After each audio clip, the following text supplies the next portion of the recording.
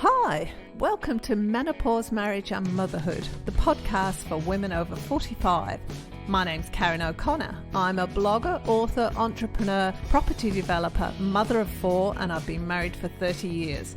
I love health and fitness and anything creative, and I'm absolutely fascinated with personal development and psychology. Join me each week for conversations about life beyond 45. I'll have inspiring stories, lots of guest interviews, and tips and tricks to hack our brains so we can intentionally and deliberately create an amazing future for ourselves. If it's your first time here, hit subscribe so you never miss an episode. I'd love it if you share this episode with your friends on social media and let me know your key takeaways because I'd love to hear them. Enjoy and welcome to this episode of the Menopause, Marriage and Motherhood podcast. Thanks for tuning in. I'm here today with Stevenson, a beautiful woman from, South Africa originally and Melbourne, who is doing the most amazing things in her business life. And she's doing it all while she's got 5 children, which I just find incredible. And they're not all grown-up children either. She's got young children. First of all, can you give us a little bit of background about yourself? So when did you come to Australia? Because you're actually a single parent as well. Yeah, so good question. So as you said, born in Africa and spent some time in England and then went to New Zealand, like many people who come to Australia from New Zealand, and then came across in 2011, so 9 years ago this month, January, with four children at that time. And I was really fortunate. I was working at ANZ Bank and managed to get a role at ANZ Bank in Melbourne. So I was very excited and pleased to arrive here. I think for me, for Australia compared to New Zealand, there's much more opportunity for the children. So that was a big impetus and a big factor for moving over.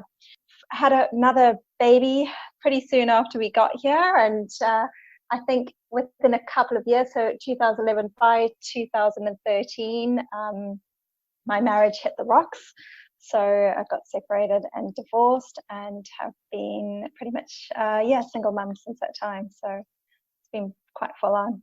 So how old were the kids at that point when you got separated? Yeah, 2003. So James my eldest must have been around 14. He's 22 now. And that means like 14, 10, 8, 4 and 2, I think, probably the ages. Yeah, so young kids, and really hard for them to go through that as well. Like most situations, it's not a happy time. So it wasn't a happy time for them, quite challenging. And you were working full time as well at this point? Working full time. So I had a moment there where I'd been contracting for a while, and I got offered a contracting role and a permanent role. So had to really make that decision about what I was doing with my career, and took a permanent role at ANZ in the technology division. And it was great. One of the best things that I've done, and just to get that security and then was kind of thinking, like many people, I think, who get divorced, it's such a blank canvas. You think it's a blank canvas. It's not really, but it's like, I'm starting again. Like, what am I going to do differently? So that was where I was thinking I really wanted to start saying yes to opportunities that came my way. So I said yes to a lot of things, which we can probably talk a little bit about as we go on down. But the other thing was I really wanted to invest in property. And up until that time, hadn't really thought about how I could do that. I had a flat in London when we were there, which I sold, and had some land in New Zealand, but really hadn't thought about how can we get onto the property ladder. So that was a big thing for me over the last few years, doing that. And the other thing that I said yes to was becoming an executive producer on a movie. This was a Susie Quattro documentary, which has been successful, which is great. And I've since left ANZ. I'm working for an insurance company now, IAG Insurance, and that's a lot of travel. So that's been a big adjustment for the whole family in the last year, literally traveling every couple of weeks to Sydney or New Zealand, or just heaps of travel, or the US even for work. So it's actually quite exciting. I love it. And it's been a great experience despite, and then juggling, managing it all, getting a housekeeper to help out and all those things. Yeah. So there's a real variety in the things that you do. You know, you work in what would be considered by me, who is no judge of these things, in a really boring kind of role at work. You know, you're in IT, you're in a bank, or you're in a big insurance company, and then you go off on the side and become executive producer on a movie. Like, hello, that's it. And a Susie Quattro, if you don't know who Susie Quattro is, she's very popular in the 70s as a rocker. She was one of the first women rockers, and she both played bass guitar and had her own band. And she's really an amazing lady. I've had the opportunity to spend some time with her, so really know that. And it's totally different to anything that I thought I would be doing, certainly. And even the property renovations in the midst of having such a huge family and all the demands of family and all the demands of work as well, being able to do all of that and make it all happen. Yeah. There's two places I want to go now. Okay, let's go with the property renovations for a start. So, is it renovations? Do you buy and do up and sell? Yes. It's slightly more complicated than that because so it started with, I want to manage my tax better. So what I need to do with that is get a property, right? Because then I can negatively gear and offset that against my tax. And it kind of hasn't really worked like that. So we got a property that I'm actually in now, which we've just sold. We're moving out this week and we settle on Thursday, I think. So lots happening with that. So we purchased it, and I'm happy to give you the numbers if that's appropriate. But if you want to. So purchased it for $355 in one of the suburbs outside of Melbourne, and probably put between 15 and 30,000 into it. So $355, we had to come up with a $55,000 deposit, and the mortgage and the stamp duty. And the mortgage is around about $315 now. And we sold it in December for $540. Wow. So the challenge though was, so a couple of things happened. One, I moved into the property because I found that I was renting somewhere else. Lovely home, really loved it, but the cost of rent plus paying the mortgage on the property was coming to around $5,000 a month, and I could immediately drop $2,000 just by moving in. So as soon as we got it to a certain state of renovation, livable state, 5 kids in the property, and it was challenging. It's challenging. And then as soon as it got up to the state where it was renovated enough, we'd already purchased another renovation property. I moved into that and we put it onto Airbnb. Absolutely bizarrely, I've got no idea why, because it's in the middle of a suburb and out of Melbourne. It's been extremely popular, and I think the mortgage is like just under $2,000. It was making between $3,000 and $4,000 a month from Airbnb. So wow. I didn't manage to negatively gear it, and so always concerned when it came to tax time that I was going to, be having to pay back Mr. Taxman for making good money. But we put it on the market, and we were taking the money out now. And I think one of the things that we've learned is it's easier for us to have one property that we're living in and renovating, and maybe another property. But when you're having to fully fund the mortgage for one and it's unlivable, it doesn't work. The other thing for me was another tax factor was because I lived in it for over 12 months, the tax is reduced. Yeah, it's a big component. Yeah. So, and again, with the new property that we're in, I'll be in there for over 12 months again. So we're looking now, sold this one, taking the money, putting it into the other one just to reduce the mortgage and stuff. And we'll be looking for our next one. Yes, it's great.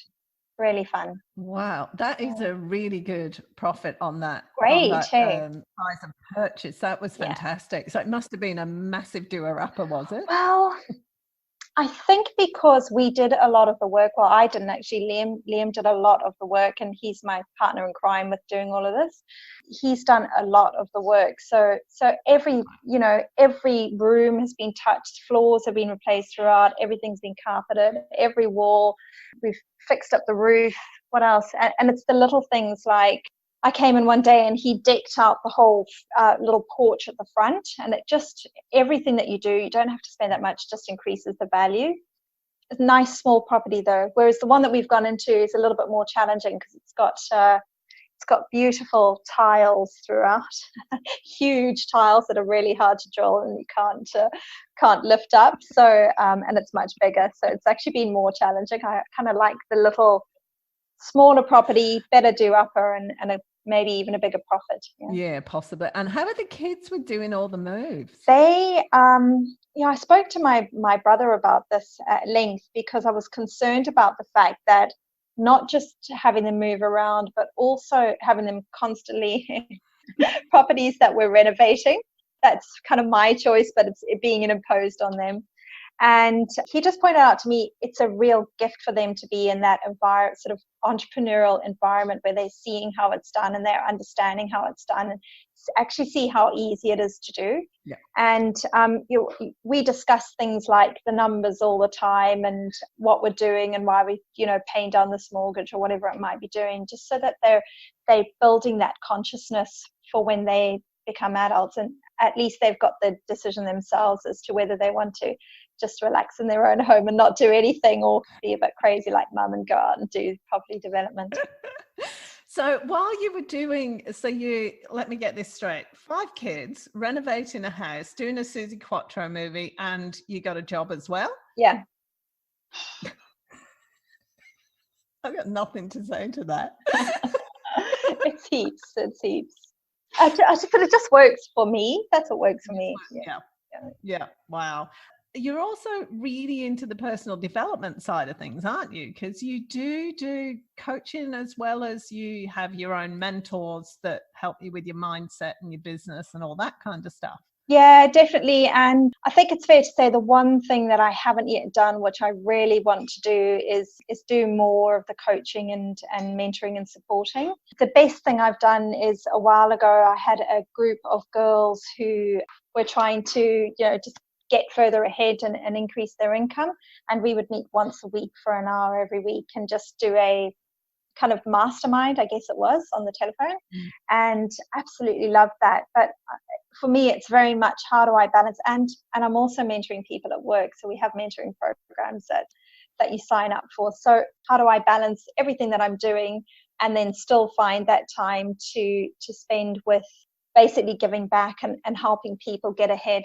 I was talking to my boss at work about it the other day, because I was talking to him about, be prepared for me to be going onto LinkedIn and being more mentoring on LinkedIn, because I feel that as a woman, certainly as a woman in technology, in leadership now, if I'd had a different level of support and a different level of understanding of what was required, I feel like I could have done more faster and been a bit further ahead. Okay. Tell me how you organise your time. Because I've got 4 kids, and I know when they were all younger and you've got the after school activities and you got everything else going on, it was military precision. Getting out the house, getting everybody organised was like down to a fine art. Yeah. How do you do everything you do and do the stuff with the kids?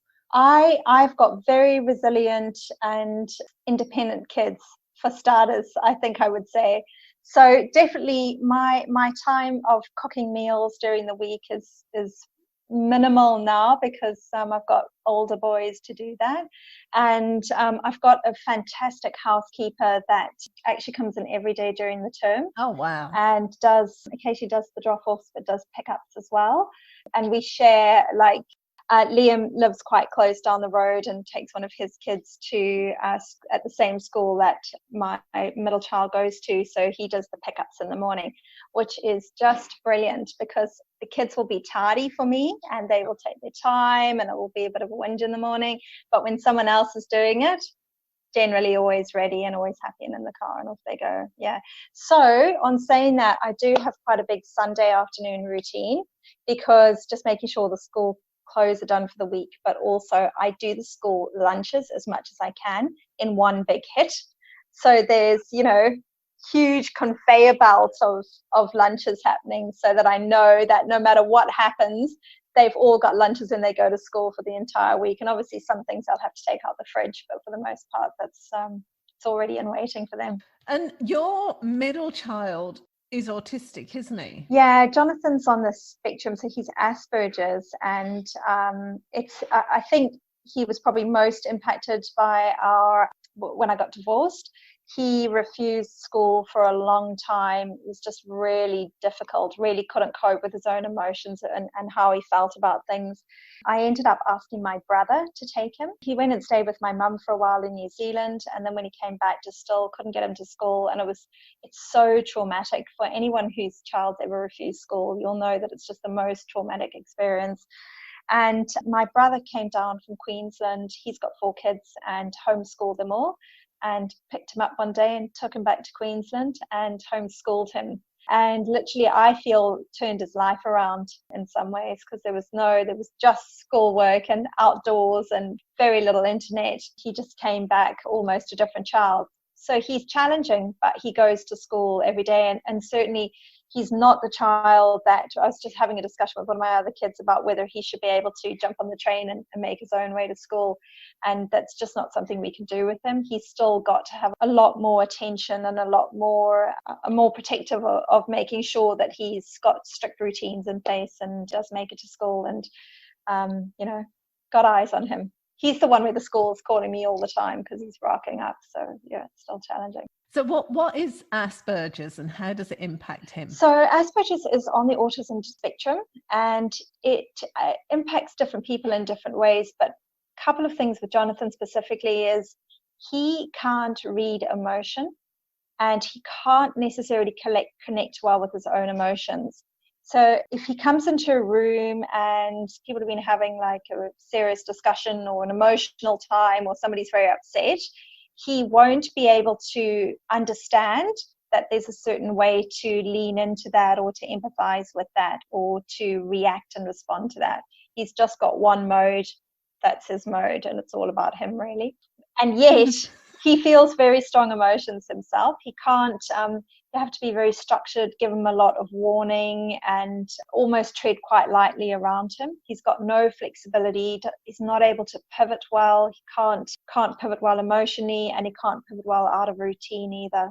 Yeah, so needs a good line of sight to get his head around what he has to do. And how did the other kids cope with him, especially the younger ones? How did they deal with it? He went through a time where he was quite violent, and I think that was very frightening for them, very frightening. So part of getting him to go and stay with my brother was also being actually basically putting in a protective measure for my younger kids who weren't coping. Right. But now that he's older, and I feel that he's turning 14 next month, he's got better boundaries himself.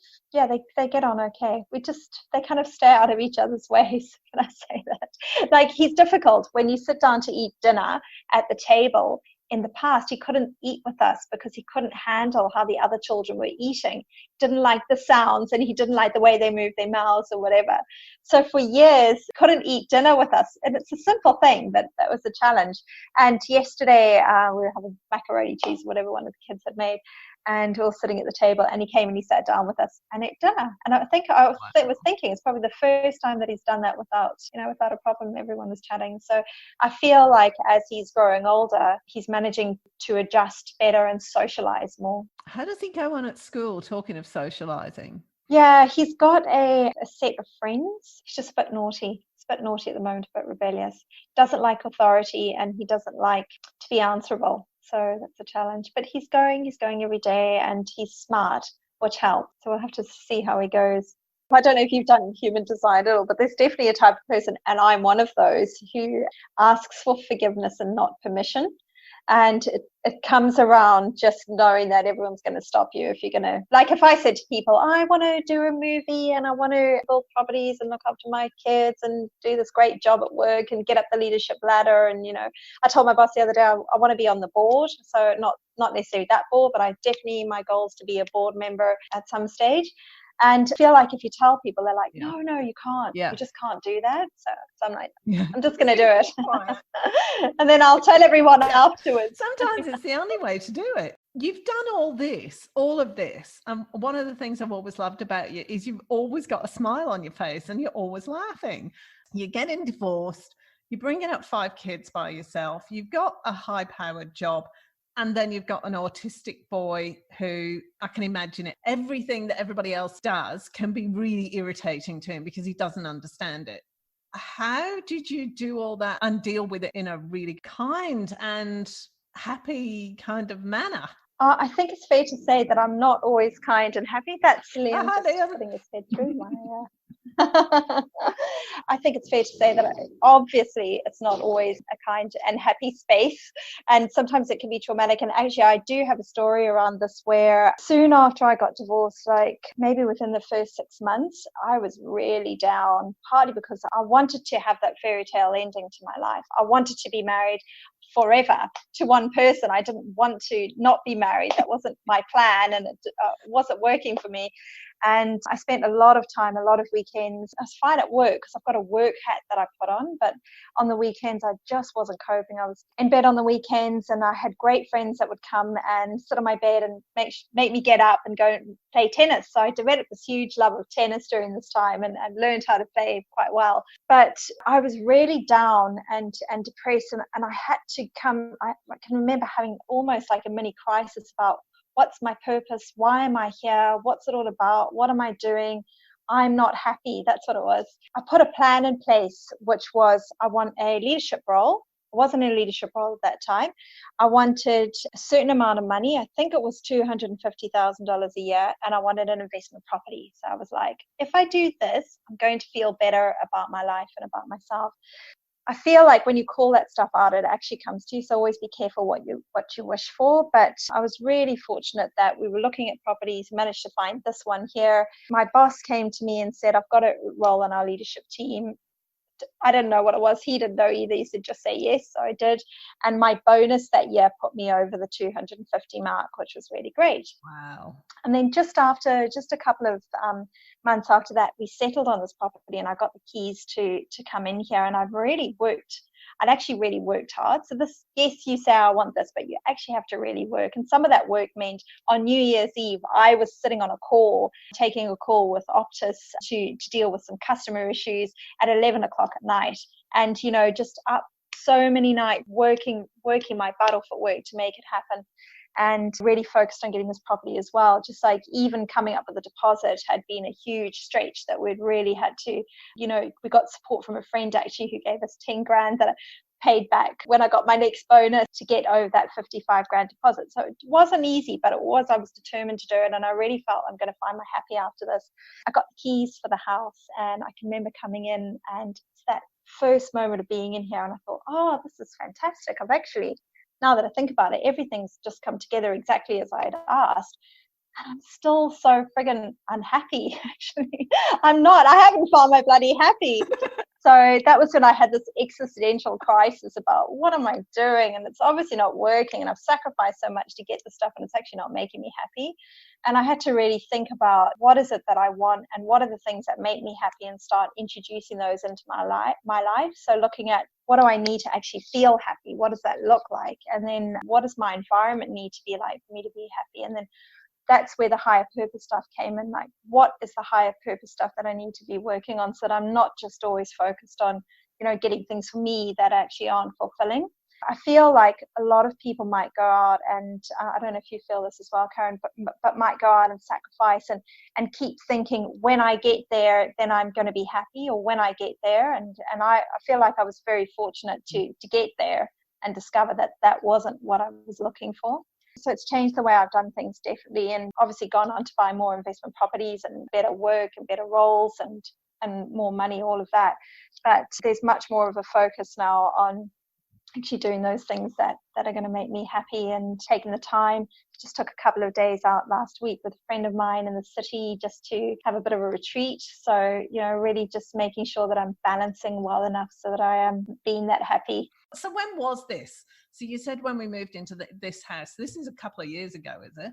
Yeah, it was a few years ago, and I'm way past that now. Like, generally happy, although I do have a reputation at work for coming across as very calm and collected always, and I don't necessarily feel that I'm feeling like that inside. Okay. So maybe it's just how I appear. I think that I've got so many routines in my life that actually just are very supportive, and I've got people like Meredith who comes and helps out with the kids, makes sure things are tidy every day, and does all of that stuff for me. So I think it's really key things that I've been fortunate enough to put in place. just wrap it around. Wow. So in terms of personal development and everything, how long have you been doing the personal development? Who have you been working with? And what would you say has made the biggest difference for you? Wow. I have been doing personal development forever. I can remember finding Tony Robbins so many years ago, like over 20 years ago, and thinking, I've got to do more, I've got to do more of this. I've got to develop myself. So there's always a really strong drive in me to be thinking about who am I? What's my purpose? How am I showing up? Am I doing the right thing? Am I on the right path? Am I in alignment with what I should be doing? And how do I balance this all out with the family? Because it's easy to say, I think it's probably easy to be in alignment with yourself if you don't have a family. There's no responsibility. You don't have to make money and send them to school or the next thing. But once you've got a family, and being in alignment is different. It's different. It's like, how do I align for myself? And yet, how do I expand that out to make sure I'm aligning for everyone as well? So personal development, yeah, it's been a part of my journey for as long as I can remember. I've done a lot personally to do that, and I've even done a lot through work. And a lot of what I'm doing now at the moment is thinking about, it's kind of corporate-y, but I'm going to go there. I feel like as a corporate leader, and if you look at corporates, there's a lot of feeling around, there's 16,000 people where I work now. There were 50,000 people where I worked before. Wow. And one of my bosses, he had a very particular introverted type of approach to things. And he moved on, and somebody else came into his place, and he had a different work style. And I noticed that within that environment, the way that the first boss had worked was reflected by everyone underneath him. It was like 1,800 people that reported into him ultimately. And then when the second person came, their style all changed. And it made me realize that the leader is the culture. And in corporate world, they say, oh, the leader sets the culture. But I think it's more than that. I think how you show up and what you're embodying actually establishes a culture that everyone adopts. So for me, it's really one of the key ways that I'm thinking now for my own way is what am I embodying when I'm at work? How am I showing up? And how is this setting a culture for everyone else? Because who you are is what happens to your organization. I was having a conversation with my eldest son the other day about schools, and the comment that I made was exactly what you've just said. The girls were at a particular school and the head left, and I wouldn't have chosen for the girls to go to that school with the new principal, because he was saying, what made you choose this particular school? And I said, it was the headmaster.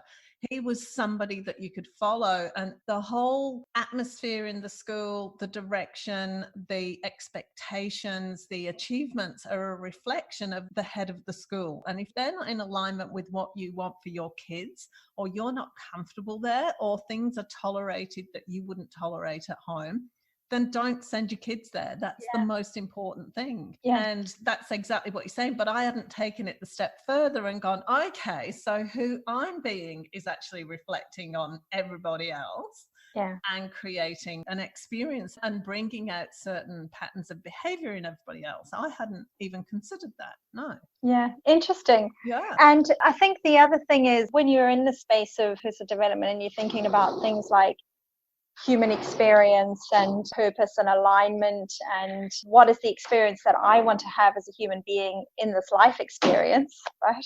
Which is pretty standard for us to be thinking about, but it's absolutely not standard for anyone outside of that who's just getting up and going to work and coming home. And I feel that if you can go into a work environment where you can have a big influence on a lot of people just by how you show up and the things that you're saying, and just by helping them to think a little bit about the fact that you're a human being, you're part of the human species, where are we going, and this is your human experience. How do you want that to actually play out, and how can you start choosing to have a better human experience by what your choices are and what you're doing? So that's where I'm going with my personal development, and also going with my role as a leader. So in terms of your own personal development, what are you doing at the moment? So you did Tony Robbins. I mean, we've done pretty much exactly stuff, haven't we? Tony Robbins and Kiyosaki and Deepak Chopra. Yeah, so many. So did Kiyosaki. Follow Katrina Ruth, for those of you who know her. Kat, I think, was working for a while with Marcy Locke.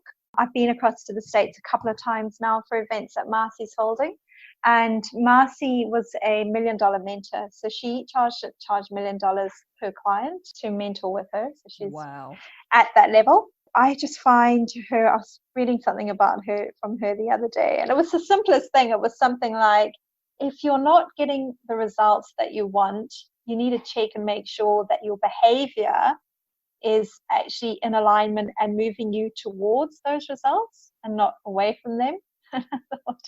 Something simple like that, but so profound. She's very profound, and she's had a profound influence on me. She was the one, when I was trying to think about what's my purpose in life, who said, your purpose in life is to fully experience your human experience. And then I was like, oh, that makes sense. What am I here for? I'm here to be human, and I'm here to have a human experience and to have, the best human experience that I can. So she's been a huge influence on me, and I would say continues to be. When I just look at her post and I think, oh, that completely makes sense. So are you still working with Marcy? I haven't worked with her for a while. She was in Melbourne last year. Obviously caught up with her a couple of times. So, and I would definitely work with her in the future. Yeah. I'm in her Best Life tribe, which is a membership tribe. So definitely. Yeah. What else am I doing? Went over last year to Vegas for work, and the weekend before there was a marketing retreat by somebody called Mitch Miller. Absolutely brilliant time. So, and I hung out with Helen Pritchard as well, who's the queen of LinkedIn, and had a really fantastic time. But more than that, I think things like managing my morning routine and my evening routine, managing my emotions, and having that concept of having a trained mind where you understand how you're feeling and you understand how you want to feel, and you're actively taking the steps that you need to get into that headspace. The concept for me that very much came from Marcy again, which is, and I'm sure you're all across this, Karen, which is your frequency is your reality, and the sort of the level that you're operating at is going to determine what is reflected back to you from life. I don't have a problem, by the way, I know some people do, I don't have a problem with thinking, oh, I'm really into this right now, and I'm really into this person that's really fulfilling a need for me, and then thinking, oh, well, I'm done with that now. I'm looking at the next thing because I've actually outgrown that, and I've got different needs now, and I'm taking all that learning with me and building onto it and to the next thing. And I would say that I've seen my identity over the last 6 years change at least 4 times in terms of what I'm wearing, how I'm showing up, what lipstick color I'm wearing, for example. And then I think, oh, my whole jewelry's changed. I can remember when I first got separated, I was all into pearls, lots of pearls. And now, just can't wear pearls, and totally different jewelry and everything. So I'm absolutely okay with that. And I think that's the way that I'll go. So even I'm interested to understand how the next few years or the next 10 years are going to play out. I saw somebody the other month that I haven't seen in a very long time. And when I saw her, I realized she's still got exactly the same haircut and is wearing literally exactly the same clothes as she was when I met her nearly 20 years ago. She never, ever changes her hairstyle or a style of clothes. But to me, that's okay. That kind of fits for her, but it would never fit for me nor for you, because you want to be trying different things. Yeah. And I haven't reached a place where I kind of feel, I don't want to ever reach a place where I feel like, okay, I'm done. That's it. Yeah. I just want to be trying new stuff. And okay, I've done that bit, tick. I've worked with that person. That worked really well. Okay, what's next? And try something new and keep growing. And I would hate to feel like that's it, I'm done, because that's it, life's over then, as far as I'm concerned. Yes. Yeah, it's a journey, isn't it? And almost sometimes when I do things, I think, oh, I'm not really comfortable with that, and then I'm like, well, you're going to try it to see how it works, because that's what moving outside of your comfort zone is. Yeah, and there's like the two sides to that. There's the bit where it doesn't feel comfortable because you haven't done it before and it's outside your comfort zone, but there's also the bit where it doesn't feel comfortable because it's really not aligned with who you are. And but you've also got to try the two things to find out whether something's right or not, Yeah. And I definitely have to try that. I've done some human design as well. What's human design? Human design, it's based on the I Ching, if you know what that is. Oh, yeah. You put your details in and it comes out with a couple of things about you specifically. And there's something similar to that called the gene keys, which does the same thing. It like analyzes you and when you were born. And so insightful for me. That was one of the most insightful things I've ever done. And it tells you whether you're I think there are a couple of types. There's a manifestor or a generator, or a manifestor, generator, a reflector, or I forget it'll come to me, the next one. I think it starts with P. But basically, or you can be a manifesting generator. So manifestors can just go and make things happen. They just manifest them. Sorry. Whereas generators have to actually, they work and they have to wait for somebody to come up with something and then they respond to that. And that, for me, that's just been an incredibly insightful understanding of myself. It's based on, I don't know, energy centers in your system and whether they're defined or open. And if they're open, you take other people's energy and reflect it back. Reflector, yeah, I think I said reflector is one of them. And when I did that, I thought to myself, that has been so insightful about me and when I show up with people, because one of the things I know is I've got an undefined emotional center, which means that if I'm with somebody, I will take on their emotion and almost expand it and send it back. So the benefit of that is I can be with someone now that I know that, and I can feel how they're feeling, and I can also know that it's not me, it's them. So it's been a huge plus for me learning that. And I learned enough about it, despite the fact I can't remember half of the things out, to actually sit down with people and talk about what they were, so they could get their results back, and then I'd be able to interpret that and play it back to them, which is, it's quite important because it gives you strategies for showing up in life. And some people, when you show up, you shouldn't just go out and get a job and do the work. Obviously, you need to wait, and you need to wait to be invited before you can offer your opinion, or there's a high chance you'll be rejected just because of your type. So I did a lot of work on that. And then when I started, I thought, oh, I could do one-on-ones, this would be really great. And then did one, and I thought, I totally know this is not for me. Just from one, I will never do another one because it's just so not for me. I just can't, not my thing. But again, I'm the type of person like yourself who has to go and try something, and then I'll be like, oh, it doesn't work for me. No, I'm not going to do that. Where did you find out about this energy stuff? Where did you learn it from? I did this course called Divinity Keys, which was using the gene keys from Marcy. And then I'm not sure whether I got the human design from, but I knew that it was associated with that. And when I was doing that, people were talking about what's your human design as well. So at some stage, I don't know why, I went and looked into it and then did a lot of study on it, because it just made such sense to me. I would love you to look into it, and then you'll be yeah, I'm fascinated, because it's making me wonder about myself, because I'm like you, I feel what is going on for people. Yeah. But then I also find that I can come out of conversations absolutely exhausted or depressed. Yeah, you've got to go and have a look, because it just made sense to me. Like even something like doing the grocery shopping, I found that just beyond debilitating walking around the store if I wasn't in the right headspace. Yeah. And I think it's partly picking it all up from everyone.